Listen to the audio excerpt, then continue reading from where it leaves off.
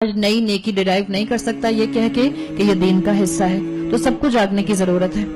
ہم سب اگر بدعات میں انوالو ہیں تو یاد رکھیں قیامت کے دن ایک بہت بڑی محرومی کا سامنا کرنے والے ہیں، اکثرین اعمالہ کی کیٹیگری میں آنے والے ہیں۔ اپنی زندگی میں محنت کو ضائع مت کریں، وقت کو ضائع مت کریں۔ اللہ کے رسول سے محبت کا دعویٰ کر کے جو ربیع الاول کو جشن عید مناتے ہیں، کیا جواب دیں گے اللہ کو؟ کس طرح سے اپنے اس عمل کو جسٹیفائی کریں گے؟ رسول اللہ سے محبت میں میلاد پڑھنے والے اور سلام میں کھڑے ہو جانے والے اور اس مائنڈ سیٹ سے کھڑے ہو جانے والے کہ اللہ کے رسول آ گئے، کیا جواب دیں گے اللہ کو؟ کس نے بتایا؟ کہاں سے آئی یہ بات؟ کس صحابی کے منہ سے سنی؟ کس خلیفہ راشدین میں سے کسی نے بتائی؟ ایصال ثواب کے لیے 10واں 40واں اور برسی کرنے والے، اوپن یور مائنڈز۔ کون سی حدیث میں لکھا ہے کہ جب کوئی آپ کا پیارا چلا جائے تو 10واں کیجئے، 40واں کیجئے اور برسی کیجئے؟ اللہ کے رسول کا اس کے اوپر سٹیمپ نہیں لگا ہوا۔ کیا ہو گیا اگر دنیا کرتی آ رہی ہے؟ کیا ہو گیا اگر آباء و اجداد کرتے آ رہے ہیں؟ ہمارا بھی یہی کلیم رہے گا جو قریش کے لوگوں کا تھا کہ ہم کیسے چھوڑ دیں ان اعمال کو جو ہمارے ماں باپ کرتے ہیں، جو ہمارے اینسیسٹرز کرتے آئے، جو ہمارے آباء و اجداد کرتے آئے؟ اگر یہی عمل اور یہی زبان اور یہی الفاظ آج میں نے اور آپ نے بھی استعمال کرنے ہیں تو ہم نے رسول اللہ کی 23 سال کی خون پسینے اور محنت کی ساری سٹرگل کے اوپر پانی پھیر دیا، ختم کر دیا ہم نے۔ صحابہ نے جو قربانیاں دی ہیں ان کا خون بہا ہے اس کلمے کے لیے جو آج میری زبان سے ادا ہو رہا ہے، ان کی زندگیوں کی سٹرگل ہے، اور ہم کہتے ہیں حرج ہی کیا ہے، فرق کیا پڑتا ہے؟ دین کامل ہو چکا اللہ کے رسول صلی اللہ علیہ وسلم کے ذریعے، آج میں اور آپ اس کے اندر اضافے نہیں کر سکتے۔ قبرستان کے اندر جا کے 15 شعبان کو چراغاں کرنا کیا جسٹیفیکیشن ہے اس کی؟ اللہ کے رسول کے سامنے کھڑے ہو کر کیا جواب دیں گے اس کا؟ اور یہ قرآن خوانیاں جب ہوتی ہیں اور صفحے بانٹ لیے جاتے ہیں، ایک ہی مصحف ایک ہی پارہ پکڑا ہوتا ہے اور 2 خواتین بیٹھی ہوتی ہیں، یہ پیج تم پڑھ لو، یہ پیج میں پڑھ لیتی ہوں، کیا جواب دیں گے اللہ کو؟ کیسے مذاق بنا رہے ہیں ہم دین کا؟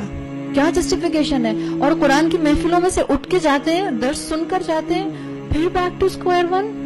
ہم کہتے ہیں ہاں نا کوئی بات نہیں، میں چلی گئی تھی، میں انکار نہیں کر سکتی تھی۔ کیوں نہیں آپ انکار کر سکتے؟ کیوں نہیں آپ سمجھا سکتے؟ کیوں نہیں آپ بات آگے کنوے کر سکتے؟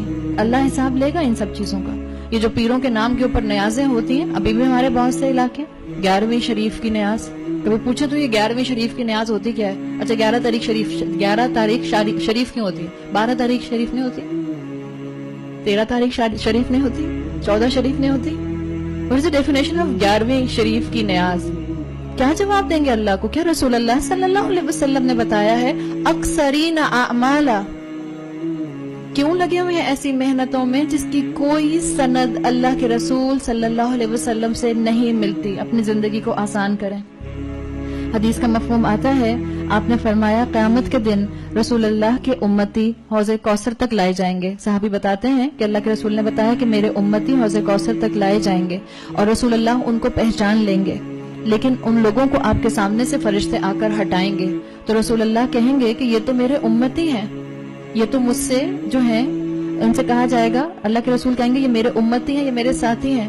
فرشتے جواب دیں گے آپ کو نہیں معلوم انہوں نے آپ کے بعد دین میں کیا کیا نئی نئی چیزیں ایجاد کر لی۔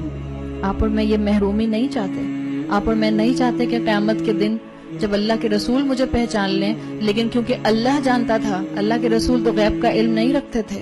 یہ نشانی ہے اس بات کی اس حدیث کے اندر کہ آج اللہ کے رسول آپ کو اور مجھے نہیں جانتے اس طرح سے۔